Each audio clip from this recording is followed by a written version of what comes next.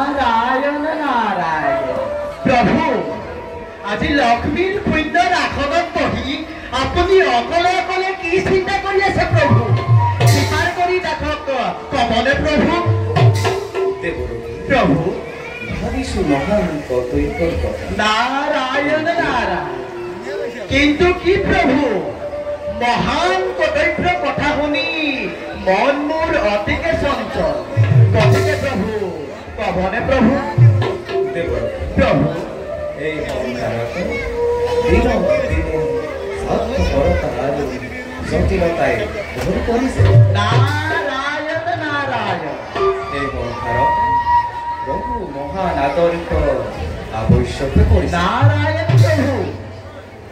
প্ৰভু মোৰ মহাভক্তসকলৰ দ্বাৰা স্বাৰ্থপৰতা আৰু জটিলতা দূৰ কৰিব পাৰে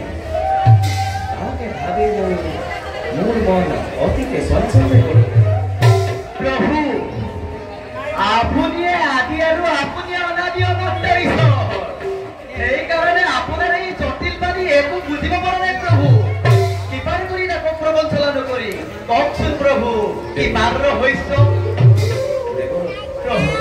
তেন্তে কওঁ শুনা নাৰায়ণ বৰ্তমান অৱন্তী ৰাজ্যৰ ৰজা কলিদিনৰ পুত্ৰ মোৰ পৰম ভক্ত নাৰায়ণ নাৰায়ণ ধৰ্ম পৰীক্ষা কৰি জগতত এক মহান আদৰ্শ প্ৰতিষ্ঠা কৰিব লাগিব নাৰায়ণ প্ৰভু এই কাৰ্যতে পদে পদে সহায় কৰিব লাগিব নাৰায়ণ নাৰায়ণ প্ৰভু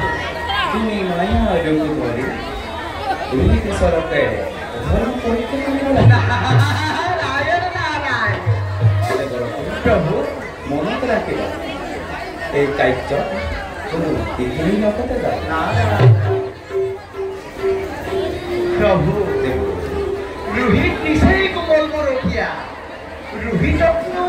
কোন ৰূপে ধৰ্ম পৰীক্ষা কৰা হ'ব প্ৰভু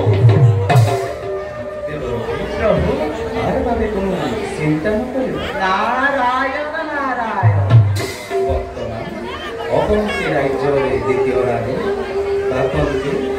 তেওঁ পুত্ৰকে ৰাজসিংহাসনতে বহোৱাবৰ বাবে অনেকে চক্ৰান্ত কৰিছে নাৰায়ণ নাৰায়ণ প্ৰভু পূজাৰী মণিকেশ্বৰ ব্ৰাহ্মণ আৰু বীৰেন্দ্ৰ সিংহে দুয়ো ভাগ কৰি লৈছে মনত ৰাখিবা বাসন্তী আৰু বীৰেন্দ্ৰ সিংহ দুয়ো সৰু কালতে গোপন প্ৰেমতে লিপ্ত আছিল নাৰায়ণ প্ৰভু নাৰায়ণ প্ৰভু মনত ৰাখিবা প্ৰথমতে ৰোহিতেশ্বৰ দ্বাৰা কালী পূজা উচ্ছেদ কৰাব নাৰায়ণ দ্বিতীয়তে ৰোহিতেশ্বৰকে বাসন্তী সৈতে মিছা কলংক সানিব নাৰায়ণ নাৰায়ণ প্ৰভু তৃতীয়তে ৰোহিতেশ্বৰকে বনবাস দিব চতুৰ্থতে ৰোহিতেশ্বৰকে অনাহাৰে দিন কটাবৰ বাবে চেষ্টা কৰাব নাৰায়ণ প্ৰভু পঞ্চমতে ৰোহিতেশ্বৰৰ বাওঁ চকু দান ল'ব নাৰায়ণ নাৰায়ণ পৰীক্ষা ভাৰ থাকিল মোৰ ওপৰত এতিয়া কওকচোন দেৱৰকে এইবিলাক অন্যায় পৰীক্ষা কৰিলে জানো মোৰ অন্যায় হ'ব নেকি প্ৰভু অন্যায় নহ'লেও এটি কৰুণ হ'ব প্ৰভু আৰু প্ৰভু অসহনীয় হ'ব প্ৰভু প্ৰভু এই পৰীক্ষা অসহনীয় আৰু কঠিন হ'লেও ৰোহিতেশ্বৰকে ধৰ্ম পৰীক্ষাতে উত্তীৰ্ণ কৰাই এই দুৰ্দান্ত দানৱসকলকে বধ কৰাব লাগিব নাৰায়ণ নাৰায়ণ ৰোহিতেশ্বৰকে দ্বাৰাই এই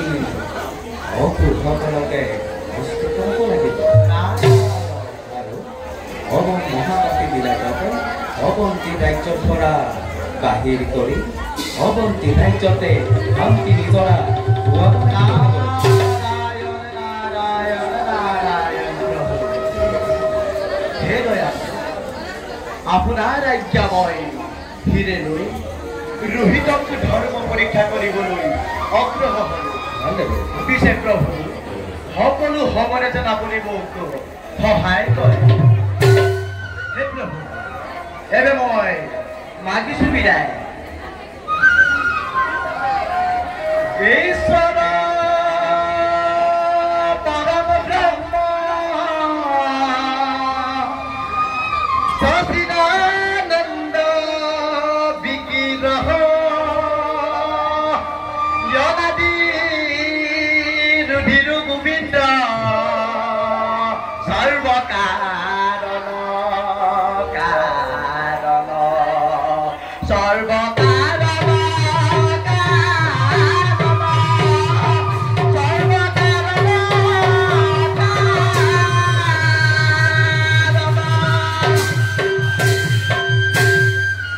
বৈকুণ্ঠৰ ভগলে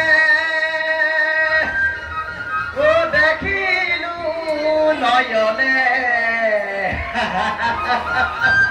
প্ৰভু দেৱতা ৰায়ন সদী ও প্ৰভু ৰাতুষ ও ৰমতে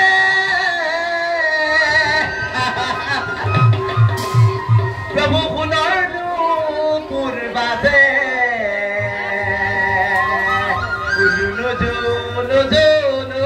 কৰে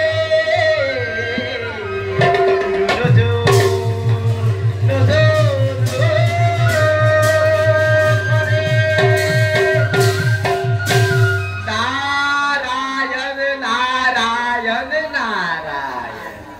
থাকিছো মাধৱ